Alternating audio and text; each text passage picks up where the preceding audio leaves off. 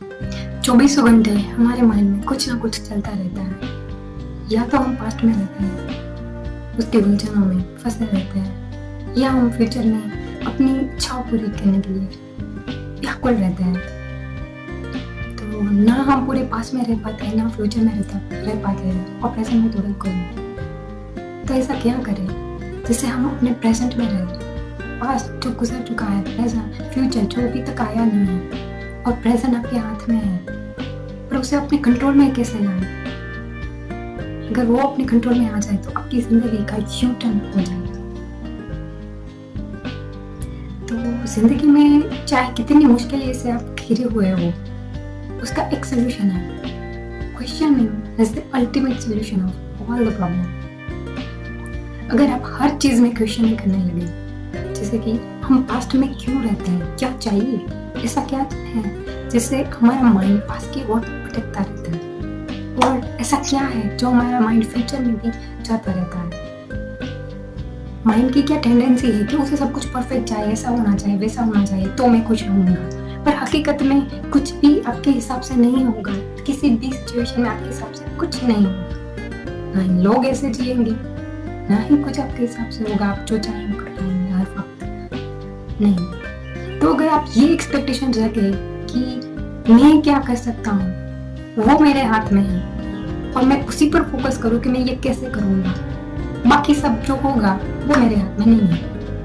और मुझे ऐसी एक्सपेक्टेशन भी नहीं रखनी है कि वो मेरे हिसाब से हो, है ना। तो अगर ऐसा हम रखें तो हमारी लाइफ दिन ब दिन बेटर होती जाएगी, और लोगों से अटैच रहेंगे, लोगों की तरफ से एक्सपेक्टेशन से, जिससे सारे दुख, आधे दुख तो खत्म ही हो जाएंगे। और रही बात हम प्रेजेंट में कैसे हैं, तो डिजायर्स उत्पन्न होते हैं माइंड में कंटिन्यूसली। डिजायर्स अगर पूरे हो जाते हैं तो लालच उत्पन्न होता है, अगर भविष्य में ये हो जाए तो और मजा आ जाए। अगर वो नहीं, इसलिए हमारा माइंड भविष्य में भी भटकता रहता है। और अगर कुछ भी ना हो तो रिग्रेट रहता है, तो फिर पास्ट में चला जाता है कि ऐसा क्यों नहीं हुआ, ऐसा होना चाहिए था।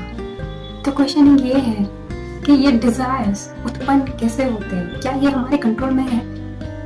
अगर इसे हम कंट्रोल कर सके तो हमारी लाइफ को एक नई डायरेक्शन दे पाएंगे। तो आइए देखते हैं कि कैसे हम अपने डिजायर्स को एक डायरेक्शन दे पाए। डिजायर, तो अगेन हम क्वेश्चनिंग करेंगे कि डिजायर्स उत्पन्न कैसे होते हैं। डिजायर्स, जब भी हमारा माइंड किसी चीज पर कंटिन्यूसली जहां देखता है, वहां आसक्ति होने की, जिस विषयों का चिंतन करता रहता है, विषयों के बारे में सोचता रहता है, अगर हम ये सोचे कि ये चीज हो जाएगी तो हमें खुशी मिलेगी, तो हमारा माइंड भटकता रहता है। हमारा माइंड क्यों भटकता रहता है, क्या चाहिए हमारे माइंड को, खुशी चाहिए कंटिन्यूसली। पर क्या मिलती है, ये चीज हो जाएगी तो मिलेगी, पर हकीकत में वहां पहुंचने पर कुछ नहीं मिलता, कुछ भी नहीं।